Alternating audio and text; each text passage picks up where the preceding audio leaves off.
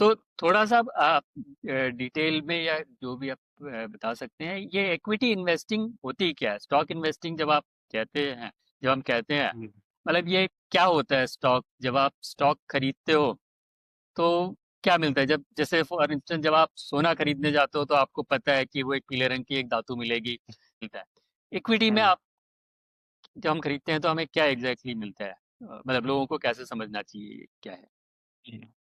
सबसे पहले तो हमें ये समझना है कि स्टॉक शेयर या इक्विटी एक्चुअल में ये है क्या। हम्म, तो मैं एक सिंपल भाषा में समझा देता हूँ कि कोई भी कंपनी जब स्टार्ट होती है तो वो अपने पैसे से स्टार्ट होती है, कहीं भी उसके पास पैसा होता है तो स्टार्ट करे, तो एक टाइम पे आके कंपनी को किसी भी चीज के लिए फंड चाहिए, या तो उसको एक्सपेंशन के लिए फंड चाहिए या रिसर्च के लिए चाहिए, या अगर हमें किसी भी कंपनी का स्टॉक या शेयर हम बात करते हैं तो वो उस कंपनी का कुछ परसेंट होता है, कुछ परसेंट से भी कम होता है एक शेयर, जो जिसकी वैल्यू मतलब लाखों शेयर्स हैं, जिसको कि एक फिक्स अमाउंट से डिवाइड किया जाता है, तो हम हमें उसका हम इसको कह सकते हैं कि आपको बहुत ही कम परसेंट में पर आपको ओनरशिप मिलती है। तो वो कंपनी की ओनरशिप है, आप जितना पैसा इन्वेस्ट करेंगे उतनी आपको उसकी ओनरशिप मिलेगी। तो अगर कोई भी कंपनी मार्केट में शेयर निकालती है तो और हम उसको खरीदते हैं तो हमें उस कंपनी की ओनरशिप मिलती है। तो जब वो कंपनी ग्रो करेगी तो हम ओनर हैं तो हम भी ग्रो करेंगे, और अगर वो कंपनी कल को लॉस में जाती है तो हम उसके साथ लॉस में भी जा सकते हैं। तो बेसिकली हम कंपनी की ओनरशिप लेते हैं, हम कंपनी का शेयर लेते हैं, ये सिंपल भाषा में। तो फॉर एग्जांपल कंपनी ने हमारे से पैसा लिया, मतलब ओनरशिप दी, पब्लिक से पैसा इकट्ठा किया, तो पैसा ऐसा तो है नहीं कि कंपनी अपने पास रख लेगी। तो उस पैसे से वो कुछ ना कुछ बिजनेस ग्रो करेगी, और जैसे ही बिजनेस ग्रो करना शुरू करेगा, तो जैसे एक साल के बाद उनकी रिपोर्ट आई कि एक साल में कंपनी ने प्रॉफिट किया, लॉस किया। तो अगर कंपनी प्रॉफिट करती है तो उस प्रॉफिट का, वैसे ऑब्वियसली अगर इन्वेस्टमेंट आती है तो कंपनी ग्रो करती है। तो जब कोई भी कंपनी ग्रो कर रही है तो ग्रोथ में वो या तो वो जो पैसा कमाएगी उसको डिविडेंड के रूप में पब्लिक में बांट देगी, जो उनके शेयर होल्डर होंगे।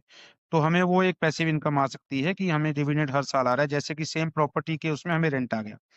या कंपनी डिविडेंड नहीं देती तो कंपनी उसी पैसे से कंपनी की और ग्रोथ करती है, जिससे कि उस कंपनी की शेयर वैल्यू बढ़ती है, क्योंकि जितनी भी ग्रोथ होगी तो कंपनी का काम बढ़ेगा तो शेयर वैल्यू बढ़ेगी। तो उसमें ये भी है कि डिविडेंड जो देती है तो आप जो शेयर होल्डर है उसको डिविडेंड आएगा तो उस पैसे को कहीं और इस्तेमाल कर सकता है, या कंपनी उस पैसे को कहीं और इन्वेस्ट करेगी तो कंपनी की शेयर वैल्यू बढ़ेगी। तो सेम प्रॉपर्टी के साथ हम इसको कर सकते हैं कि जैसे प्रॉपर्टी की वैल्यू बढ़ती है वैसे कंपनी की वैल्यू बढ़ती है, या जैसे प्रॉपर्टी का रेंट आता है वैसे कंपनी का डिविडेंड हमें आ सकता है।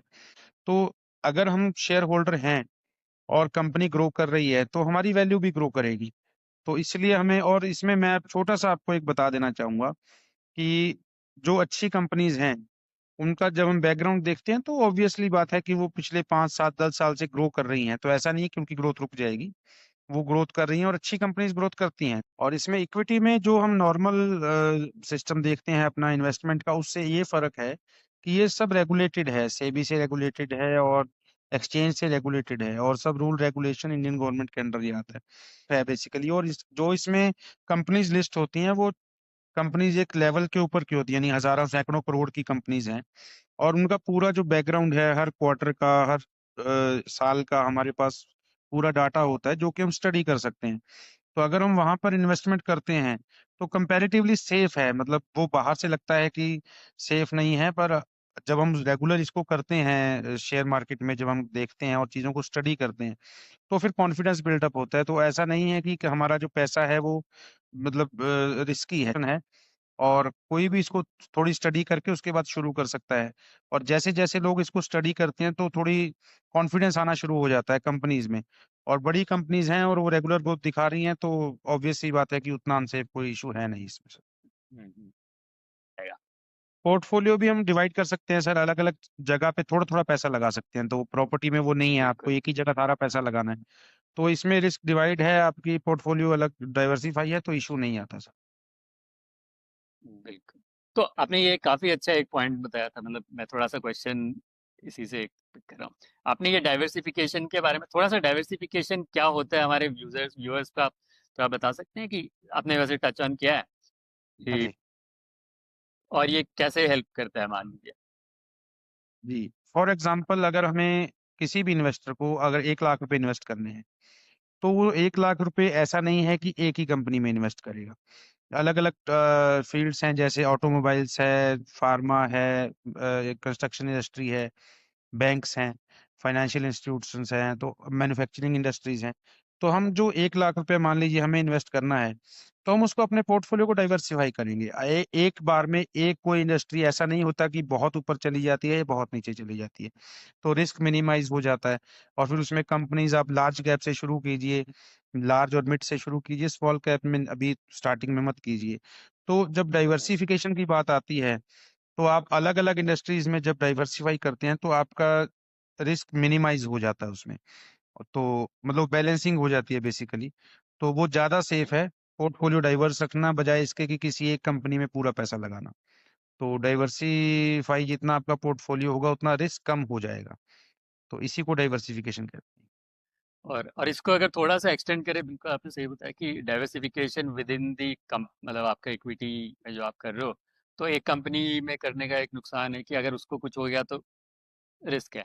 बट अगर हैं। आपने जी जैसे 10 कंपनियों में लगाया तो ऐसा नहीं है कि सारी की सारी रहूंगा। बाकी और जो आपने शुरुआत में जो इन्वेस्टमेंट के ऑप्शंस बताए थे, मतलब है तो सब अच्छे ही इन्वेस्टमेंट के ऑप्शन, इवन गोल्ड, और करते ही है लोग गोल्ड में, जी तो उनको जी एक परसेंटेज वहाँ पे भी लगाना चाहिए। और लोग लगाते हैं 10%, जो भी अपना है कि जी हमारे टोटल, मतलब तो कहने का मतलब है कि जो आपका नेटवर्थ है, वो सारा का सारा नेटवर्थ एक चीज में नहीं होना चाहिए इक्विटी में। आपका नेटवर्थ चार पांच जगह हो, थोड़ा बहुत एफडीज में भी चलो ठीक है, और ऐसा नहीं कि एफडीज नहीं तो कम से कम जो बॉन्ड आप बता रहे थे, गवर्नमेंट बॉन्ड, वो काफी जी सेफ है, वहां पे थोड़ा बहुत हो। फिर गोल्ड में भी थोड़ा बहुत हो, क्योंकि वहां पे भी अपसाइड मिल जाए आपको। जी। और इक्विटी में बाकी, तो वो एक आप डिस्ट्रीब्यूट करके एक अच्छा सा एक मतलब सॉलिड बैलेंस्ड पोर्टफोलियो जो क्या। तो इसमें जो डाइवर्सिफिकेशन का जो मेथड है सर, उसमें ये भी है कि अगर आपको, आपके पास जो अमाउंट है उसको टोटल अमाउंट आप एक जगह ना लगा के, जैसे हमने बात की पहले एफडी की या बॉन्ड्स की या गोल्ड खरीदने की, तो हमें उसको भी डाइवर्सिफाई कर लेना चाहिए। क्योंकि आपके पास मान लीजिए आप कभी भी पैसे की जरूरत अगर पड़ती है और आपको प्रेशर में आपको शेयर सेल करने पड़े, तो हो सकता है उस टाइम मार्केट डाउन, तो हमें वहां पे दिक्कत है। तो शेयर मार्केट का जो काम है वो हमेशा लॉन्ग टर्म में ही बेनिफिट देता है। आप लॉन्ग टर्म इन्वेस्टमेंट ही मान के चलिए। और आपके रेगुलर यूजेस के लिए जो आपको चाहिए, तो मान लीजिए अगर आपके पास 1 लाख रुपए है, तो 20 हजार, 10 हजार आप शॉर्ट टाइम एफडीज में रखिए, 3 3 महीने के या 6 6 महीने के एवरेज पे रखिए। उसमें थोड़ा प्रॉफिट कम आएगा, इंटरेस्ट कम आएगा, पर यह है कि आपको रेगुलरली जब भी जरूरत है, अगर आपको जरूरत नहीं है तो उसको आप एक्सटेंड कर सकते हो। और बिल्कुल। उसके बाद आप जो गोल्ड खरीद सकते हो, ताकि इसको एक एग्जांपल ये है कि अगर आपके परिवार में 5 लोग काम करने वाले हैं और 5 में से कोई एक बीमार हो गया, तो बाकी 4 लोग मिलके उसको भी संभाल लेंगे, यानी उसका काम भी कवर कर सकते हैं, टीम वर्क जैसे बोलते हैं।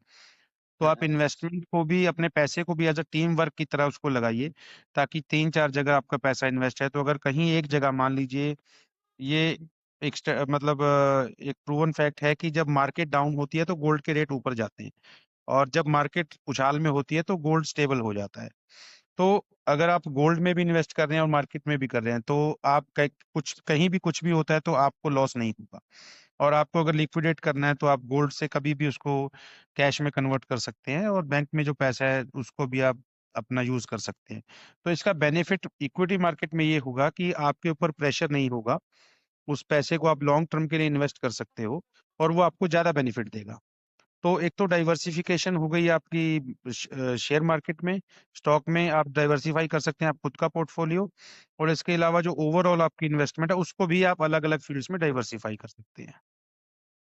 बिल्कुल, तो ये काफी बैलेंस्ड हो जाएगा, मतलब जो हम्म, फाइनेंशियल प्लानिंग का बैलेंस जो कहते हैं, अलग अलग जी। इंस्ट्रूमेंट्स में डाल के।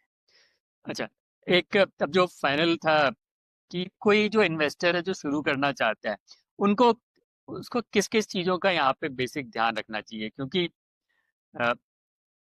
नॉलेज तो चाहिए ही एक, तो जी। वो क्या है आपके हिसाब से कि ये चीज़ों का बेसिक ध्यान रखें, क्या करना चाहिए या क्या क्या एटलीस्ट जो नहीं करना चाहिए इक्विटी मार्केट में, मतलब बहुत तरह के इंस्ट्रूमेंट्स हैं। मार्केट में आजकल सोशल मीडिया पे बहुत आता है कि ये वाला शेयर 50 से 500 हो जाएगा, रिकमेंडेशंस बहुत आती हैं, उनसे बचना चाहिए। क्योंकि सेबी का डाटा है तो बहुत सारे मतलब 95 97 93 से 97% तक लोग जो हैं वो अपना पैसा गंवा रहे हैं इसमें। वो इमोशंस में आके अपना पैसा लगा देते हैं और फिर उसके बाद वो पैसा गंवाया जाता है। तो उससे बचना चाहिए। मार्केट में आपको शेयर खरीदने हैं तो उस शेयर की पूरी रिसर्च करनी चाहिए, उसका बैकग्राउंड पिछले 5 साल का 7 साल का बैकग्राउंड देखना चाहिए, उसके फाइनेंशियल स्टडी करने चाहिए कि क्वार्टरली या ईयरली वो कंपनी की नेटवर्थ कितनी हो रही है, उसका रेवेन्यू और प्रॉफिट्स का मार्जिन कितना है, तो और वो रेगुलर ग्रोथ पे है या अप डाउन्स बहुत ज्यादा हैं। तो इस सब चीजों को कोई भी नॉर्मल इन्वेस्टर समझ सकता है, ये बहुत ज्यादा मुश्किल नहीं है। आपको पैसा इन्वेस्ट करना है तो पहले उस चीज को समझ लीजिए और कोशिश कीजिए कि लार्ज कैप कंपनीज में लगाइए और ये लॉन्ग टर्म प्लानिंग के साथ चलिए। आजकल इंट्राडे ट्रेडिंग हो रही है और बहुत कुछ हो रहा है, तो वो बहुत रिस्की है। इसीलिए लोग मतलब कहते हैं कि हमने पैसा लगाया और हमारा पैसा डूब गया, क्योंकि वो बहुत शॉर्ट टर्म जो है इसमें इन्वेस्ट करते हैं। अब किसी ने एक दिन के लिए पैसा लगाना है तो वो क्या रिसर्च करेगा कंपनी की, वो तो इमोशंस में आके लगा देगा और इसीलिए उसका नुकसान है। जब आपको किसी कंपनी में 5 साल 7 साल या 2 3 साल के लिए भी इन्वेस्ट करना है तो आप उस पर स्टडी कीजिए, टाइम लीजिए और उसके बाद ही मतलब कोई भी कंपनी किसी भी कंपनी का शेयर खरीदिए।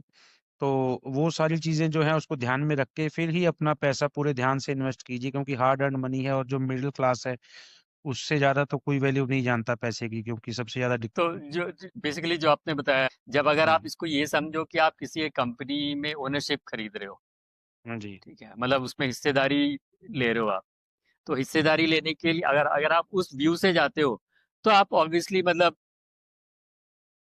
पूरा उसका ड्यू डिलीजेंस जो कहते हैं, रिसर्च करके उसके बारे में पता करके जाओगे। मतलब अगर आपको जी किसी चीज में हिस्सा लेना है तो वहां पे इमोशंस पे आप नहीं जाओगे कि ये नहीं अच्छा नहीं ये जाते। नाम अच्छा लग रहा है या इसका मतलब ठीक है इनका ऐड जी बढ़िया आ गया तो वो कर दिया मतलब हम्म, ठीक है। जी तो जी वो एक्चुअली मतलब कितना प्रोडक्ट, कंपनी कैसी है, उनके लोग कैसे हैं, क्या प्रोडक्ट बना रहे हैं, उनकी फिलोसॉफी क्या है, ठीक है, क्योंकि हर तरह के लोग होते हैं जो मतलब शॉर्ट जी टर्म भी करना चाहते हैं कंपनियों के भी, तो वो फिर अपना तो नुकसान करते ही हैं, बाकी जो इन्वेस्टर्स हैं उनका भी नुकसान कर देते हैं। सो वो ड्यू बिल्कुल डिलीजेंस। और जो आपने एक इम्पॉर्टेंट बात बताई कि ये जो शॉर्ट टर्म वाले और भी जो प्रोडक्ट्स है, फ्यूचर्स ऑप्शंस वगैरह, और जो सभी का जो कहना है जहाँ पे 95% लोग पैसे गंवाते हैं वो उन्हीं में होता है। वहाँ पे क्या है, लोग बिल्कुल लालच में आ जाते हैं कि आप वो 1,000 रुपये लगाओगे वो 1 लाख रुपए बन जाएगा, और वो मैथमेटिकली सही भी है, मतलब ऐसा नहीं कि गलत है, वो मैथमेटिकली सही है, लेकिन उसको कर पाना मतलब हम जैसे लोगों के लिए, और कंटिन्यूअसली मतलब किसी दिन एक हो गया वो लॉटरी वाली बात हो गई, एक बार किया एक बार हो भी गया किसी का, ठीक है, लेकिन जी। वो कैसीनो की तरह है। सबसे पहले तो जो भी आपको इन्वेस्टमेंट की जर्नी अपनी शुरू करनी है तो उसको थोड़ा सा लॉन्ग टर्म में सोच के चलें, कम से कम 4 5 साल के लिए आप उसमें वही पैसा इन्वेस्ट करें जिसकी आपको जल्दी टाइम में जरूरत नहीं है। भले थोड़ा करें पर उतना करें जितना कि आपको कम से कम 4 5 साल आप उसमें रेगुलर इन्वेस्ट कर सकें, क्योंकि उसमें एक कंपाउंडिंग भी आएगी, वो हम आगे वाले वीडियोस में कवर करेंगे कि उसका क्या इम्पैक्ट है लॉन्ग टर्म में। तो एक तो आपको ये मान के चलना है कि जो आप पैसा इन्वेस्ट कर रहे हो उसको कम से कम 4 5 साल के लिए मान के चलें। शॉर्ट टर्म की में जो शॉर्ट टर्म में हाई रिटर्न्स के जो लोग आजकल वादे कर रहे हैं सोशल मीडिया पे या अलग अलग जगह पे, तो उनसे जरूर बचें, इमोशंस में ना बहें। तो उसी की वजह से लोगों का लॉस हो रहा है, जो हम इमोशंस में आके फैसले ले लेते हैं। और बहुत हाई रिटर्न्स और बहुत शॉर्ट टाइम में जो लोग आपको कमिट कर रहे हैं उनसे बचें। और एफएनओज और दूसरी चीजें जो हैं उनको भी हम इलेबोरेट करेंगे आने वाली अपने वीडियोस में कि किस चीज का प्रॉपर क्या मतलब होता है, उसको कैसे सही ढंग से समझना है। अपने पोर्टफोलियो को थोड़ा डाइवर्सिफाई रखें, अपनी इन्वेस्टमेंट्स को डाइवर्सिफाई रखें, लार्ज कैप्स में इन्वेस्ट करें, बहुत ज्यादा जल्दबाजी ना करें और इमोशंस से बचें। मैं बार बार कह रहा हूँ ये बात कि इमोशंस में ना बहें। कोई भी कुछ भी कहते रहे, पूरी अपनी स्टडी करके फिर किसी भी कंपनी में आप इन्वेस्ट करें तो आप सेफ रहेंगे, कम रिस्क में रहेंगे और होपफुली आपकी जो वेल्थ क्रिएशन की जर्नी है वो बहुत अच्छी रहेगी। धन्यवाद।